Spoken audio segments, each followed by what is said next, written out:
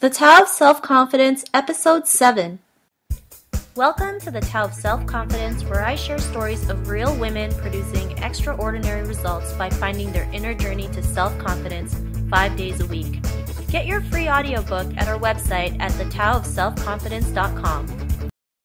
Hey friend, welcome to the Tao of Self-Confidence, where I share stories of amazing women who have discovered their inner journey to self-confidence. I'm your host, Sheena Yap Chan, and today I have a lovely woman, who I invited over to share her story about her journey to self-confidence. And, I actually saw her and met her on Facebook. The power of the internet is just amazing when you can connect with like-minded women. And we got to chatting, and I really wanted to bring her out and share her story with you.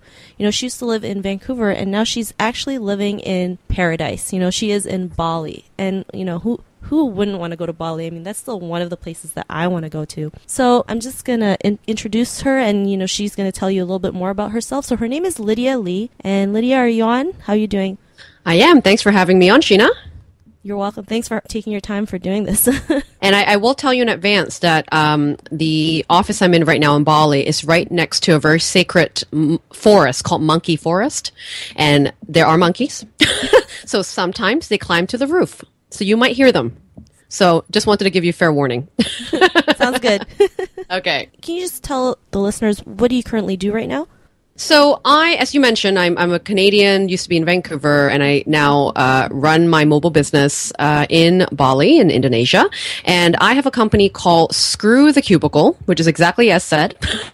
It's really helping, people that are still in a 9-to-5 job or in a traditional corporate job. What I do is I help them really discover the most natural and strongest skills and talents that they have, and help them create a mobile business that will allow them to have more freedom in their lives. That's kind of in a nutshell of what I do. So I do that via one-on-one coaching. I do group coaching as well. And of course, I run these retreats and live experiences in Bali, which is, as you mentioned, paradise.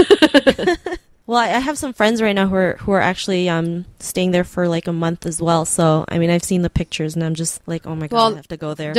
You should warn them. You should warn them that 30 days can easily turn into 2 years, like mine.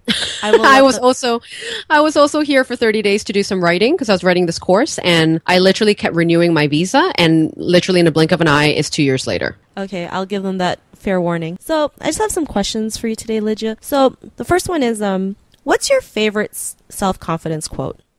Wow, God, I have so many.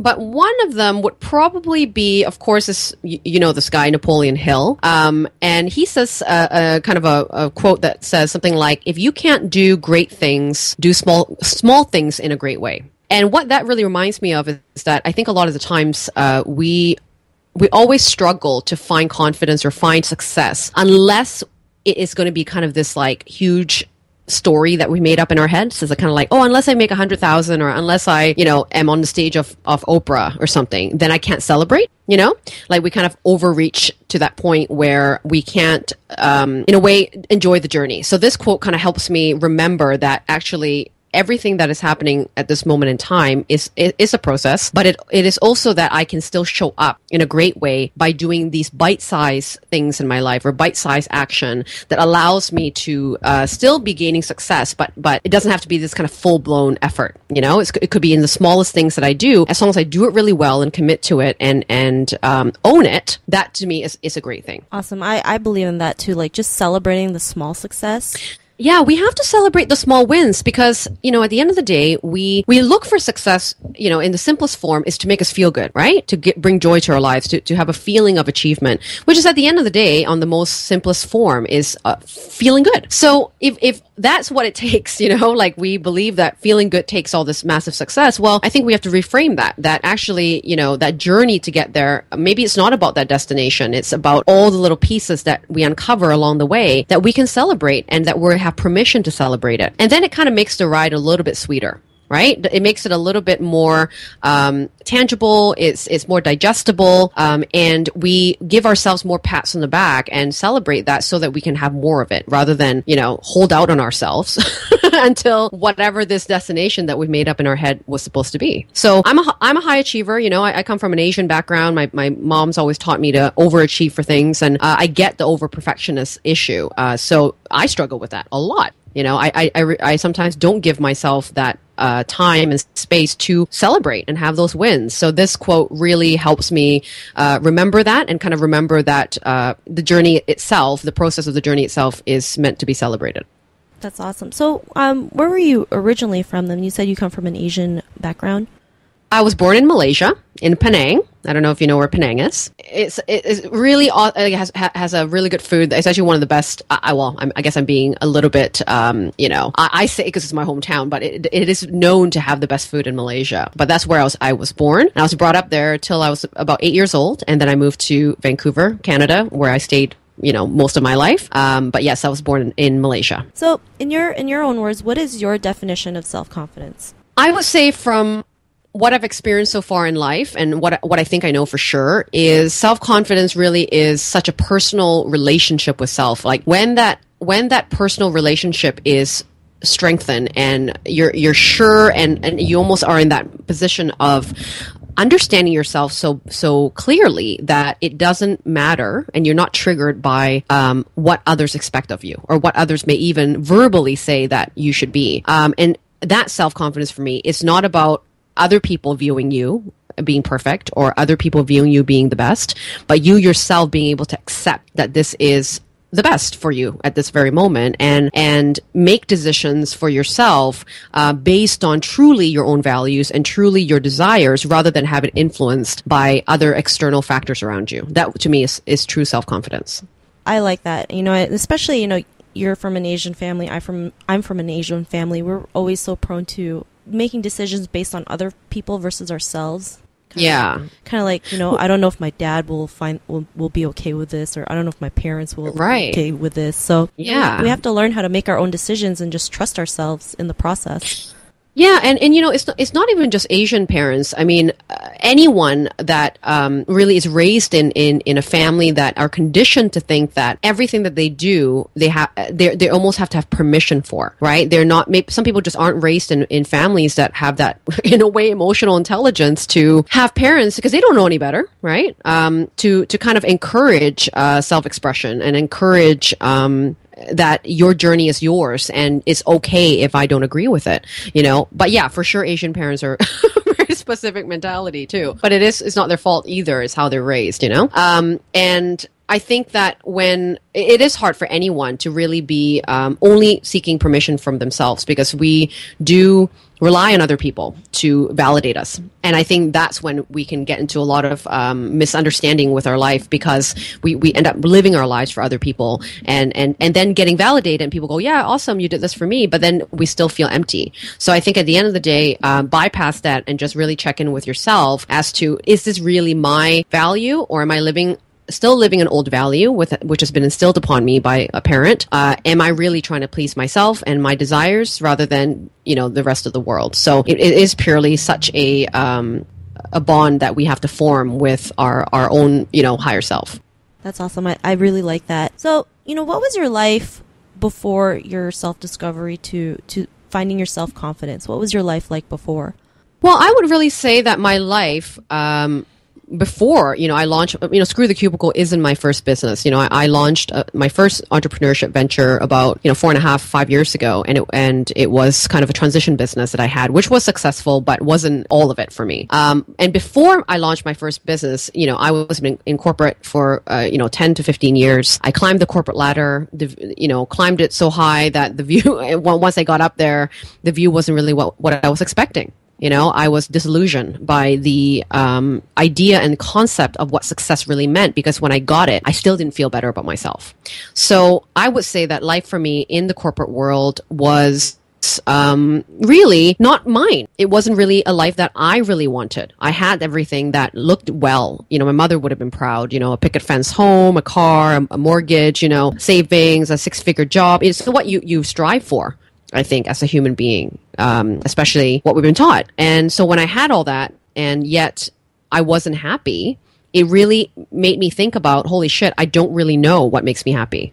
Because my identity of who I was as Lydia was attached to these jobs, to this status that I've built for myself in the world, but it really wasn't me. So I would say that my self-confidence then was really, I didn't know myself, so I was kind of living to please other people. I was like a notorious people pleaser.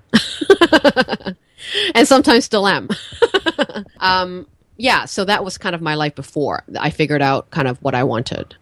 Yeah, I can relate to your story because when I told my parents that I didn't want to work anymore, you know, I sold my condo and everything, and they're like, I don't understand why you would do that. You know, you were successful with what you were doing. And to me, the same, you know, it wasn't my definition of success.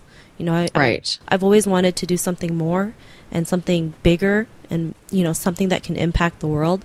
And sometimes, you know, with parents or friends or, you know, just your inner circle, sometimes they don't understand what you're doing. So this is why, I love seeing women who just go out there and do it regardless of what other people will say to them. And, you know, regardless of all the factors that go around us, because I know, you know, people might think, you're crazy. Why would you do that? You left a 6-figure job. Are you insane? Why would you do that? Right. And actually, sometimes you feel a sense of guilt because at the time when I quit, the economy wasn't doing very well in Canada. So I did get a lot of guilt and kind of feeling of shame because sometimes some of my friends were laid off. You know, they weren't even making money, and here I am in a job that I should quote unquote be grateful for and kind of, you know, throwing it out the window. So I did feel an immense sense of guilt and an immense sense of loneliness, actually, because there was nobody else like me around my life. And then I thought, you know, something maybe was wrong with me, that maybe, you know, I should be happy, but for some reason I'm not. So I must be the problem. And it's very natural for people to feel that way. And thank God, you know, God bless the internet, because of the internet, I think I was able to be influenced by other women entrepreneurs and other visionaries of people that have led a life like me, you know, did the same thing, made a lot of money in corporate, and yet was completely dissatisfied and unfulfilled, and also carved out, you know, their path. And that led me to go, well, if it can work for them, it can also work for me. So it's almost this implantation of evidence that allowed me to see what was going on using the internet, that other people just like me, not smarter than me, not more educated than me, have made it work, and how can I learn from them? And that's kind of the cool thing you're doing, Sheena, with your podcast of, you know, featuring other women who have just kind of went, I don't care, and I just did it. You know, it will absolutely, someone else listening and going, can I really do this? Will relate to one of the women, you know, that you've ever interviewed, and that could in itself change the ripple effect of, you know, the rest of their reality. Yeah, I mean, this is one of the reasons why I wanted to do this podcast. I really want to empower women to, you know, show them what's possible. Like, show them if all you need is one person to prove something. And that's all the proof you need. That's what I believe. I just need one person to show me to do it and that it works, and that's it. I can do it. If she can do it, I can do it. So absolutely. So what was the turning point in your life or your aha moment that, you know, made you believe you had the confidence to be in business and just start your own business and just go with it regardless of what the situation was? Doesn't matter if there was a recession or not. I mean, what point in your life did that happen to you? Well, I would say there's kind of two major events that happened in my entrepreneurship life so far. The first moment of aha, where I felt like really, truly, I was creating a business based on my own terms, was actually my second business, which of course is Screw the Cubicle. The Screw the Cubicle was born from really scratching my own itch back then. It started off as a blog. You know, I didn't look at it into making money at that point because I still had my first business, which was I was acting as an agency for international education, which was my old career, and it felt just like a transition business. Now, it made me some money, it got me out of the cubicle, and I'm very thankful for it, but it still wasn't me. Like, it wasn't really encompassing all the amazing natural skills that I enjoyed, actually, but I wasn't utilizing them as much. So there's this huge difference of, I think, what you can do and versus what you want to do, because there's a lot of things that we can do, but it doesn't mean that we have to be stuck doing those things till the rest of our days, you know? And I never realized that, you know? So that aha moment came for me was when I decided to give focus and intent to Screw the Cubicle and ran two businesses at the same time until Screw the Cubicle took off and became, not where it is today, but, gave me some traction to prove to myself that actually when I followed my heart, when I followed doing things that felt easy, doing things that felt like it was in my zone of genius, that it will pay off. You know, I was so used to thinking the old formula that if I was going to be successful, I have to push really hard, right? No pain, no gain, right? Yeah. So unless it was painful or felt difficult, I almost felt like it wasn't worth it. I know it sounds really dumb, but that was really how I felt. So when Screw the Cubicle, the blog, I was like, oh, I'm enjoying this so much. Would people pay me for this? Like, it seems too easy. Oh, and that was the first aha moment I had was like, maybe the things I'm meant to be doing should feel easy. Maybe it shouldn't feel so hard. So, now, and then I pursued it. I gave it that intention and pursued it. And then about 4 months after I launched the blog, I gave up my first business and went into Screw the Cubicle full time. And that was, really that moment where I realized, wow, I went with a gut. I went with instinct. I didn't actually do a lot of research. I didn't actually validate this idea too much as I would have today. But because I followed my heart, maybe people saw the enthusiasm. Maybe people felt that I was really meant to do this kind of work and were just drawn to me without me trying in a way. And that really set the tone for me to start making decisions like that, rather than always just from a strategic and logical place, but making sure that it merged with something else that's very important, which is what my heart tells me, which emotion it triggers upon me when I think of something, and to merge it with logic, But I think the feeling and motion comes first. It's the first trigger. And then you can always use the mind to create logical steps to make it happen. So that was the first aha moment. And I guess the second one where you said, hey, no matter if it's a recession, no matter if you're about to go broke or something, you would still pursue this path. Well, I've been in the hole in my 5-year journey in like a minus zone for my income, probably about 3 times. And each time I thought I would go back and get a job.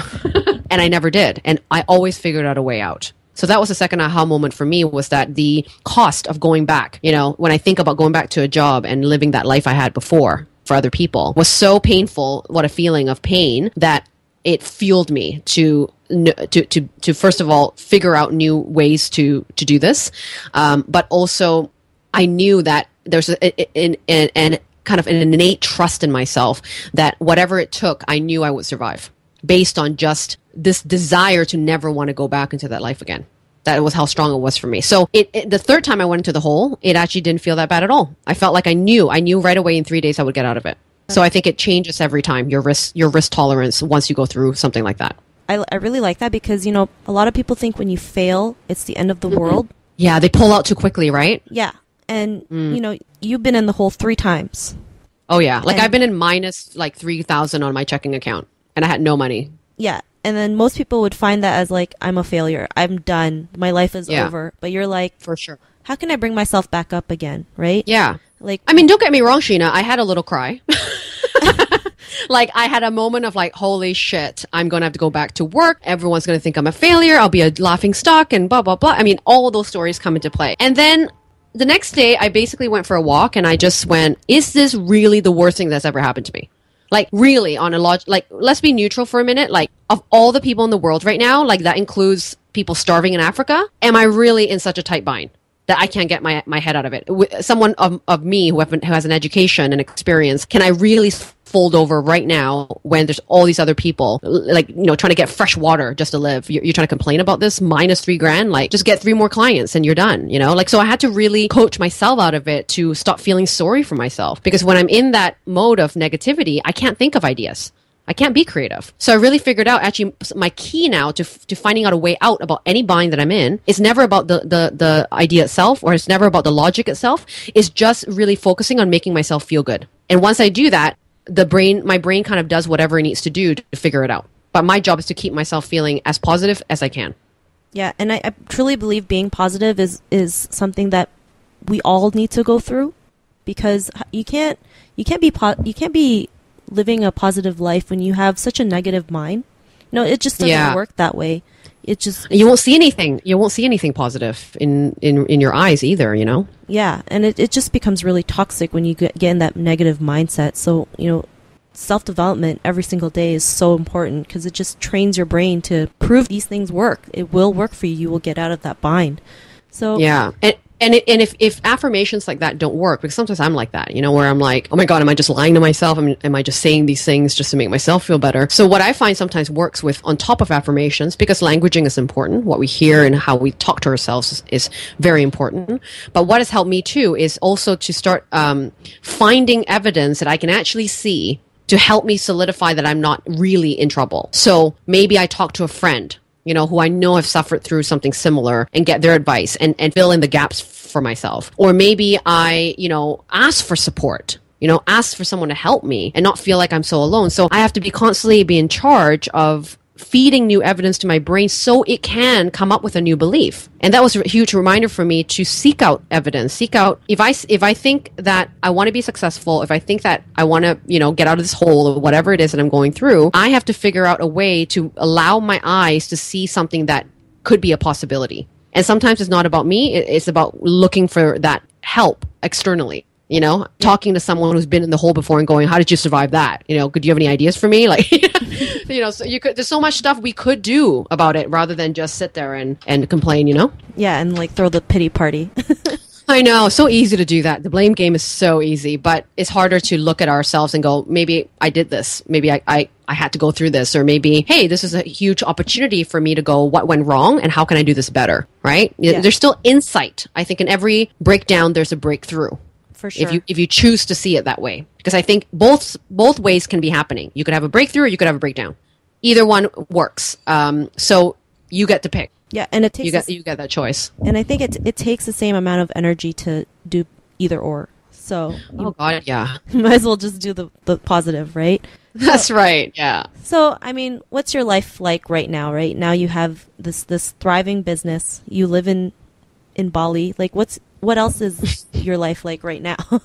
Well, I love traveling. The whole point for me to help people kind of build mobile businesses was because building mine, really changed my life. The ability to have my office in a laptop and have a backpack where I can travel to anywhere with internet connection and do my work and never meet any of my clients, but still be able to coach them from here, is a gift that I never imagined that I could possibly have, even 5-6 years ago. I never thought mobile living and being a kind of this digital nomad was meant for people like me, because I didn't have any programming skills or, like what we think digital nomads have to have, like you're a web designer or some sort of like tech skill, right? And I'm a horrible tech person. So I never knew that this kind of lifestyle I could do that, So my life really is, I'm so thankful and grateful for this opportunity for me to learn these new skills and of course for me to teach it as well.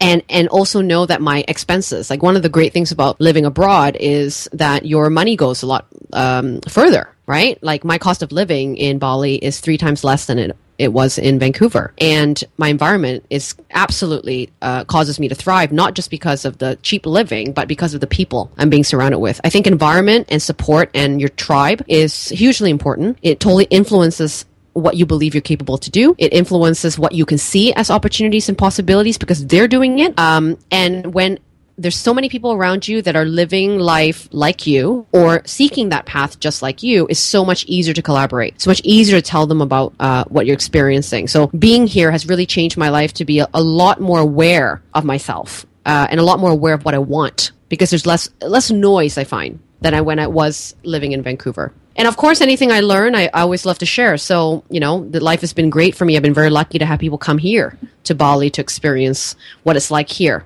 and help support my work by paying me to help teach them that. And I enjoy it so much. Honestly, I never knew I would be paid to do something that I would have so much fun with, which is obviously the sweet spot, isn't it? Yeah, for sure. I mean, just doing something you're passionate about, and then being a go-giver, and then you receive it back, through money or through living the life that you want. I mean, it's the greatest feeling in the world. Yeah, and I think, Sheena, like the moment I made a promise to myself to never never say never, because sometimes you may have to, but I mean, to try as hard as possible, like the promise I had for myself was like, when I sense that there's a type of work or anything that I could do in my business that didn't feel like me, like it wasn't like, really I wanted to do it, I would always say no to it. And doing that, making that promise to myself and saying yes to myself by saying no to things that don't matter has made my work so much more enjoyable. So it really, when people say that maybe you can find a career where play and work can be seamless, I do truly feel that can happen for people. But it is a choice you have to make. There is a moment of decision you have to make sometimes about saying no to dangling carrots. Saying no to low-hanging fruit that may seem like money or a great opportunity, but isn't really who you are, And I think when we commit to that, we can then start to really have true freedom of expression in our work and choose only the way we want to work that gives value, but in our way. And then we really can find a lot more, that, as you said, that thing back, right? So you give service to others, but you receive it back as well from the fulfillment and satisfaction of that work. Yes. And, I'm so glad you were able to come out and take your time to do this interview. I mean, I had like some breakthroughs on my own, just you sharing your story. And, to the women who are listening to this, what's the one tip you would give to them in their own journey, finding their own self-confidence? Like what kind of advice would you want to give to the listener?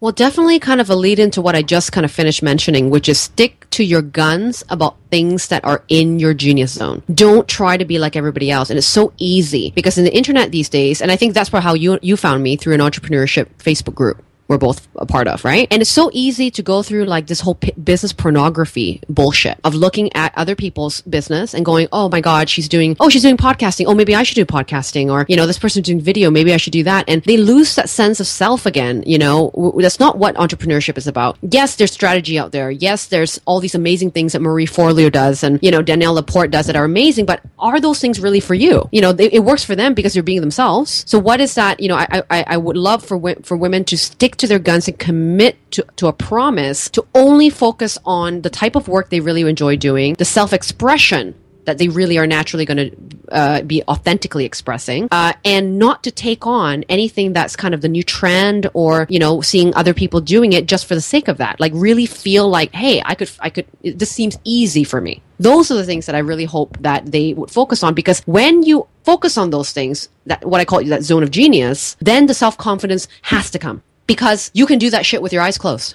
So of course your self-confidence will always be there because you're capable of doing it. And also you're doing it in your most natural way. You're not trying to be somebody else. I think self-confidence issues come about when you're trying to be somebody else. So that would be kind of my core advice to women listening. Just be yourself, just do what feels right.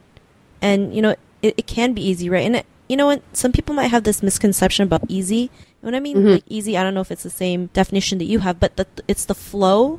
It feels in flow. Yeah. The flow of doing things is a lot easier because you enjoy it more and you have this sense of purpose in your life. So you're willing to wake up and do the work. You're willing to wake up and push through the obstacles, right? I mean, even starting this podcast, I had no idea what I was going to do. I just knew I had a big vision. I knew that I just wanted to help women out there live the life that they want. And if it can be through sharing stories, showing them proof that anything is possible, that makes my day. Yeah, absolutely. So you don't mind putting in that time. It doesn't feel, the time's going to pass anyway. There's 24 hours in a day. The time's going to pass anyway. And if you're filling your time with things you love, and maybe I can rephrase, instead of easy, maybe what I can say is feels at ease, right? So it's not easy like, oh, this is so boring, easy, because we want to be challenged too. But it feels at ease as in you're drawn to do it. And you like the challenge, or you like what the result is, or you like the mission or the why behind it. And I think that feel is something that money can't buy.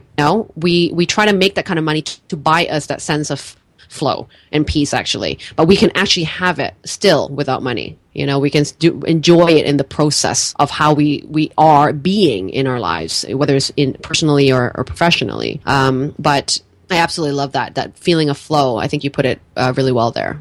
Oh, thank you.